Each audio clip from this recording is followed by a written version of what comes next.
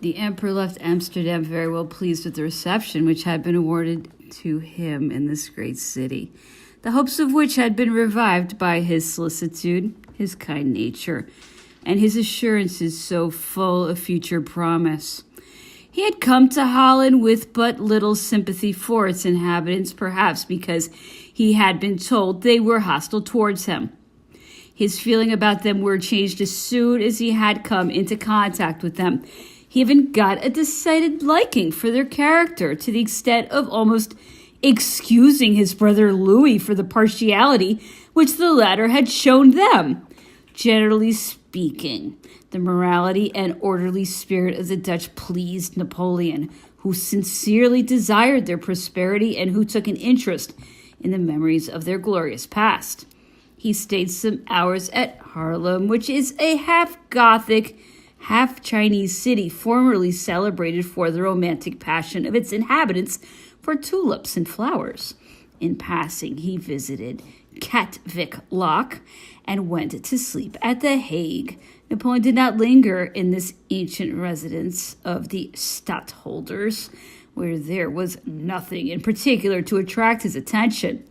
Rotterdam interested him more. He spent 2 days there receiving the authorities and the people, and in long and frequent conversations with the local functionaries on the best means of alleviating the distress in trade, in visiting the arsenals in the harbor, which is the finest and most convenient in Holland, and applied to the interests of this important city for the resources and benefits of his fruitful activity. Napoleon left Rotterdam rather earlier than he had intended to do in making out the plans of his journey, being anxious to hasten to return to Paris. The rain, which announced the early approach of the bad weather, rendered the journey in a country which is cut up by canals and marshes a laborious one. The weather indeed became horrible and gave this country the saddest of aspects. Napoleon also feared the influence of the damp air on the Empress's health. He accordingly left Rotterdam on October 27th for the Palace of Loo, passing through Utrecht. Marie-Louise remained at Loo during the Emperor's excursion to Zwolle, an important fortified place which is rendered very strong by its advantageous position on the A and the Issel, the waters of which fill a double moat.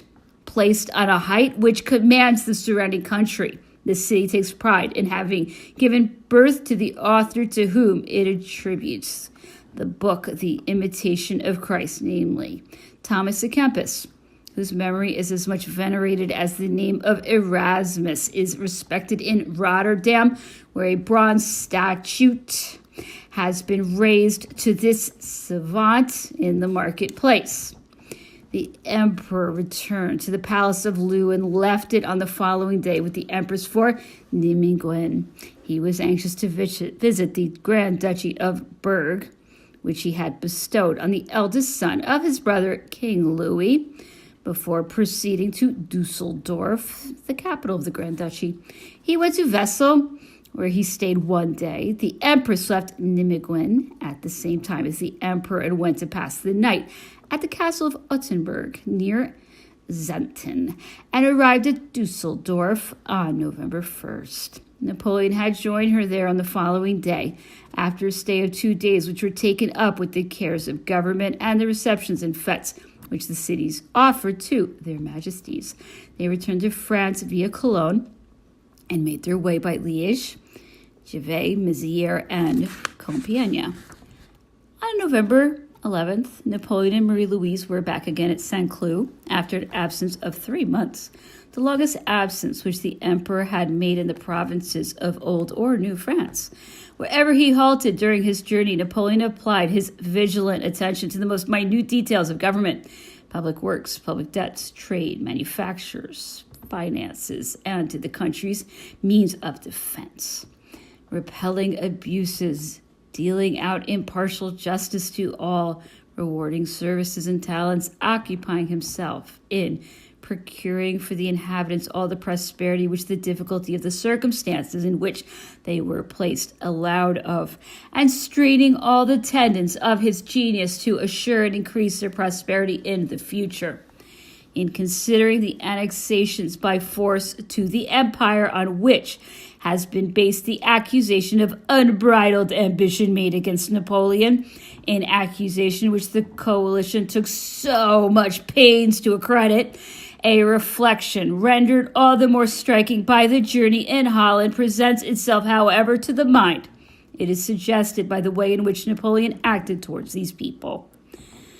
The necessity of drawing in the circle in which he is bound to enclose England leads him to incorporate into the empire, for the most part only temporarily, countries which serve as places of refuge or protection to commerce, and which are either unable or unwilling to protect themselves.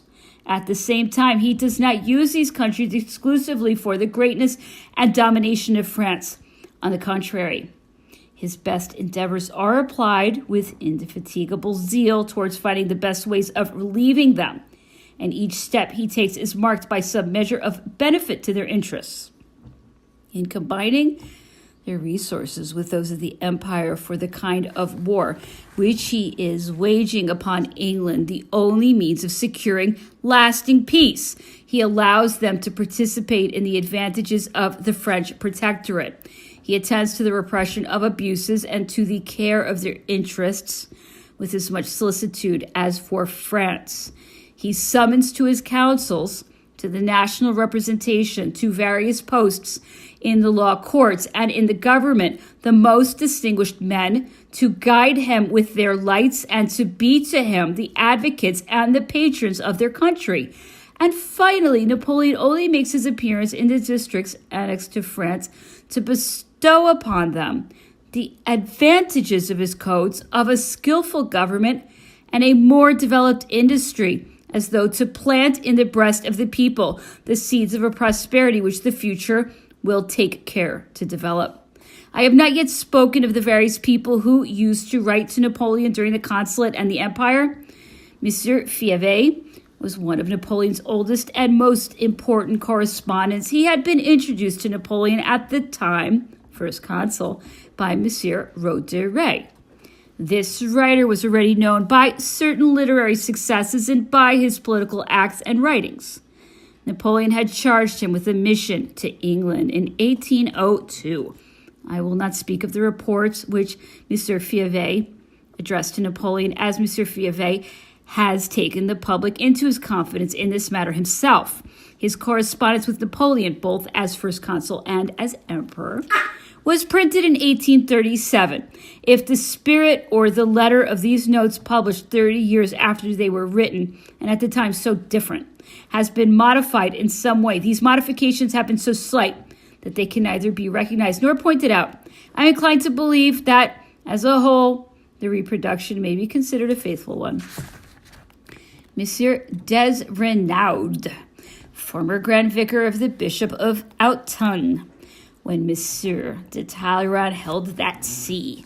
A friend of this minister and long employed in his cabinet, was amongst the persons who were allowed to write to Napoleon on questions of internal government, excursions into the domain of politics being forbidden. Monsieur des Renaud was successfully member of the tribunate, archivist to the Council of State, counselor of the university, and censor. A man who had made an abominable use of his talents and who never wearied of offering his services to the imperial government attracted Napoleon's attention. This was Barrère.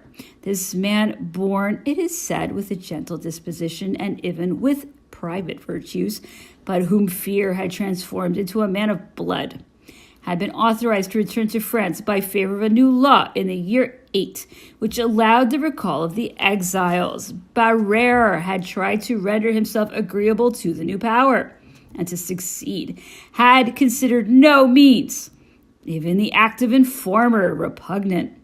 This person, although justly held in bad repute, had been presented by his departments at the time of the establishment of the empire as a candidate to the legislative body, but the Senate had unanimously rejected this candidature. In such a case, Napoleon could not act on the maxim which he had adopted of calling to his service everybody likely to be of use to him, and give employment to a man whose notoriety was such as to exclude him from public functions. The emperor, being unable to reply favorably to the importunities of this discredited former member of the convention, contented himself with authorizing him to send periodical reports to the Tuileries on the state of public opinion, on administrative matters, and on his old companions in exile. Napoleon found nothing in these reports but the hollow phraseology of the members of the Committee of Public Safety at the convention. Barère's dispatches, which began in 1803, lasted 3 years after Napoleon's accession to the throne. But the emperor, tired of finding neither useful expressions of opinion nor revelations of any value in these reports, which were only filled with words of flattery and vulgar denunciations, put a stop to this insipid correspondence. Then, opining that Barère's talent as a writer might be profitably employed in the editorship of some newspaper, he had the idea of placing him at the head of a paper which took the significant name of the Anti-British Memorial, and in favor of which I was ordered to pay Barère 500 francs a month. This publication was not successful. Napoleon was dissatisfied with his articles, finding in them nothing but empty tirades, arguments without any solidity, and often, as he used to say, stupidities covered over with sonorous phrases. He ceased to take an interest in a man for whom, moreover, he could not have had any kind of esteem. I believe that Barère afterwards wrote on the staff of the Argus, a paper written in the same spirit as the Anti-British Memorial, and which derived its inspiration from the offices of the Ministry of Foreign Affairs.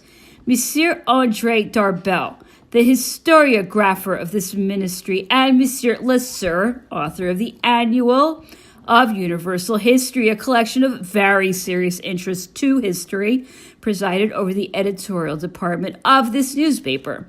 Napoleon's short intercourse with Barère put me into correspondence with the latter. I had no opportunity of making his personal acquaintance and only communicated with him by letter. He thought fit to offer me his academical eulogy of Louis XII, a panegyric in which he preached the advantages of a monarchical government and the fidelity of the people to its kings, the distinctive characteristic of the French people, sentiments which the author, for his part, had so cruelly repudiated. Nobody will be surprised when I add that Barère found in 1814, 1815, and 1830 successive occasions for apostasy. Goldsmith, an English Jew, translator of the articles of the Argus, which had been written by Messieurs Lesueur, André Darbel, and others, had also his share in Napoleon's liberalities. He also worked on the Anti-British Memorial, but there was no solidarity between him and Barère. This libeller, who had fled from England to the continent, had come to offer his pen to the French government.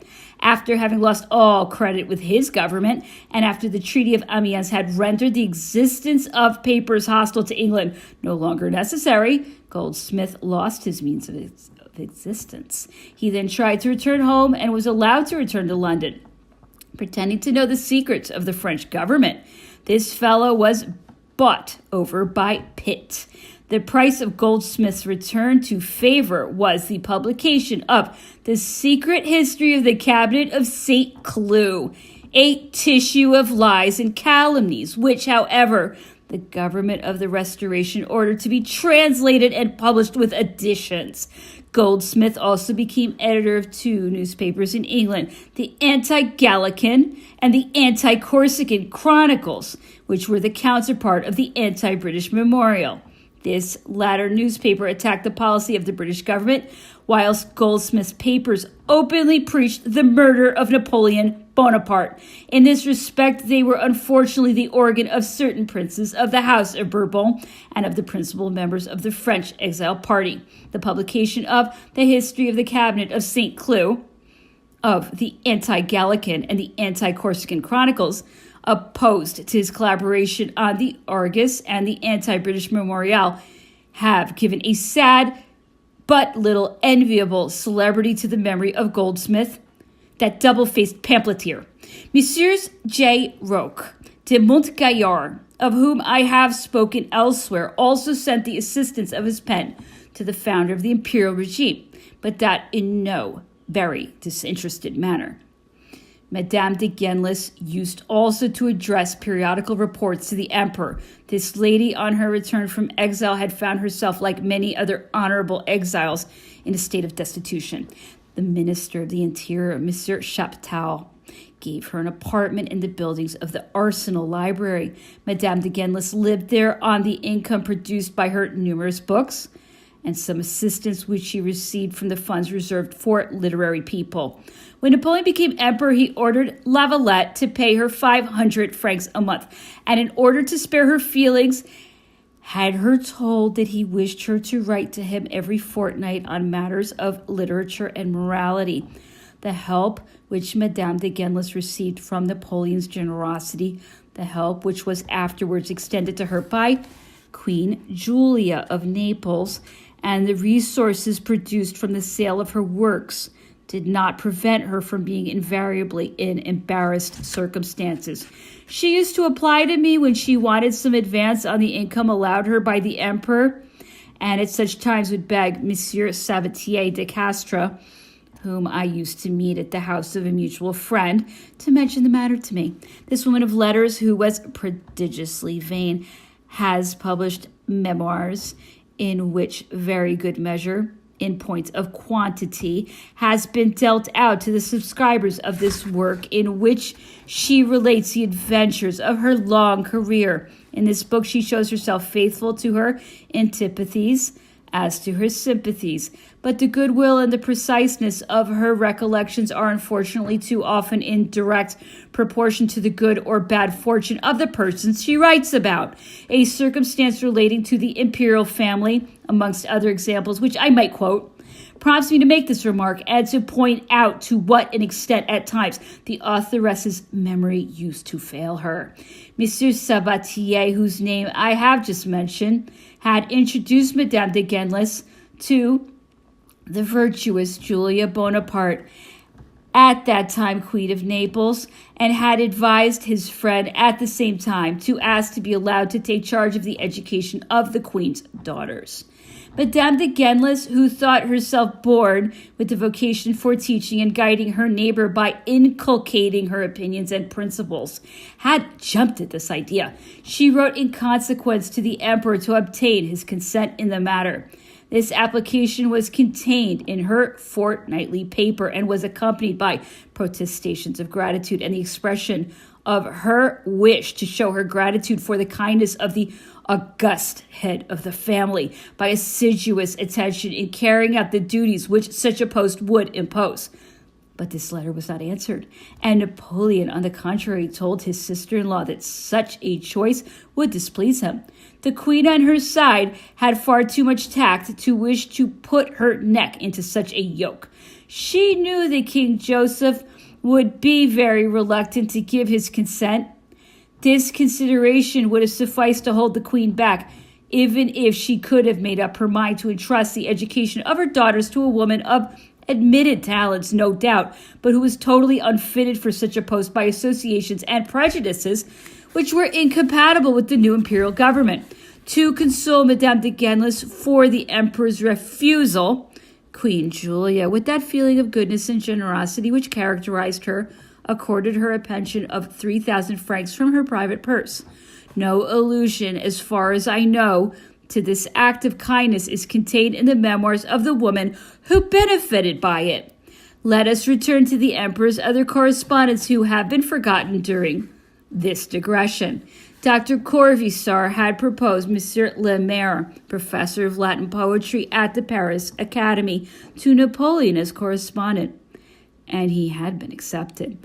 This professor had drawn attention to himself during his lectures by an ingenious application of certain passages in Virgil's poem to the eulogy of the head of the government. Napoleon, having noticed in some of the notes sent in by Monsieur Le Maire personalities mixed up with general observations on literature and literary people, ordered him to cease writing to him. The emperor, as a general rule, forbade his correspondents to speak of persons, wishing them to speak of matters alone.